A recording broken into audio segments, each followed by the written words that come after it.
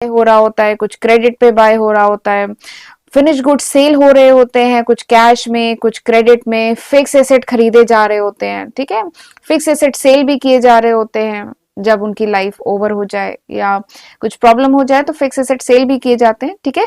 तो बहुत सारे ट्रांजेक्शन ऑर्गेनाइजेशन में चल रहे होते हैं, बट उनका रिजल्ट क्या रहा, तो ये हमें किससे पता चलता है, ये हमें अकाउंटिंग से पता चलता है। तो अकाउंटिंग में basically we make trading and PL account, हम trading and profit and loss account बनाते हैं, जिससे हमें ऑर्गेनाइजेशन का जो नेट रिजल्ट है कि ऑर्गेनाइजेशन में प्रॉफिट हो रहा है कि लॉस हो रहा है, ये पता चलता है। तो अब सवाल आता है कैसे पता चलता है।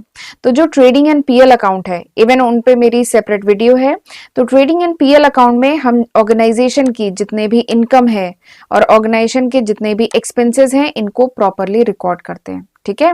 और इनकम और एक्सपेंसेस का डिफरेंस ही तो प्रॉफिट या लॉस होता है, ठीक है।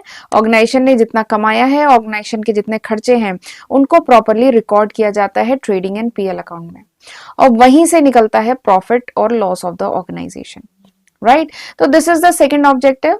Now come to third objective, आ जाइए तीसरे ऑब्जेक्टिव पे, that is determining the financial position. ये जो अकाउंटिंग है, इसकी मदद से ऑर्गेनाइजेशन किसी पर्टिकुलर तारीख पे ऑर्गेनाइजेशन की क्या फाइनेंशियल पोजीशन है, ये निकाला जा सकता है, ठीक है।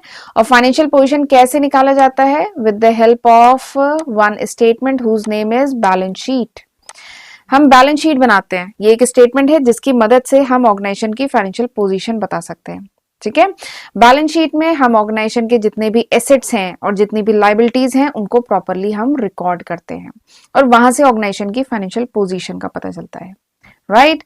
Now come to fourth objective of accounting, it facilitate the management.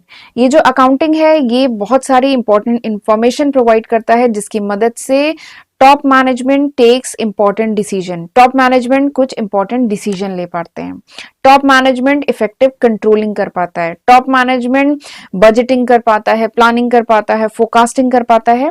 तो बेसिकली हम कह सकते हैं कि टॉप मैनेजमेंट के जो भी फंक्शंस हैं, वो टॉप मैनेजमेंट अच्छे से परफॉर्म कर पाता है with the help of accounting, ठीक है। तो this was the fourth objective. Now come to fifth objective, आइए पांचवें ऑब्जेक्टिव देखते हैं। Accounting provides information to users. जो अकाउंटिंग है, वो बहुत सारी इंपॉर्टेंट इंफॉर्मेशन प्रोवाइड करता है अपने यूजर्स को, ठीक है। अभी हम आगे देखेंगे कि जो यूजर्स होते हैं वो दो टाइप के होते हैं, इंटरनल और एक्सटर्नल। तो आप चाहे ऑर्गेनाइजेशन के इंटरनल यूजर हैं, चाहे एक्सटर्नल यूजर हैं, अकाउंटिंग बहुत सारी ऐसी अकाउंटिंग इंफॉर्मेशन प्रोवाइड करता है जो इन यूजर्स के लिए बहुत ही हेल्पफुल है, राइट।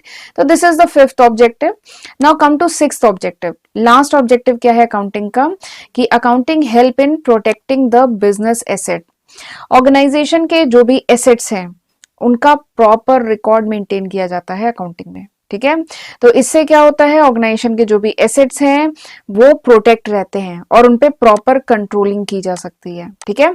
इससे कोई भी फ्रॉड के, कोई भी थेफ्ट के कोई चांसेस नहीं है।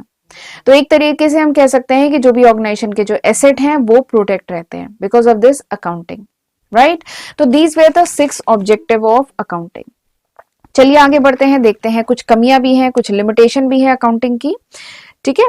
तो सबसे पहली जो लिमिटेशन है अकाउंटिंग की, that is accounting is not fully exact. जो अकाउंटिंग है ये एकदम एग्जैक्ट नहीं है, ठीक है। देखिए वैसे तो हमने अभी पढ़ा था कि अकाउंटिंग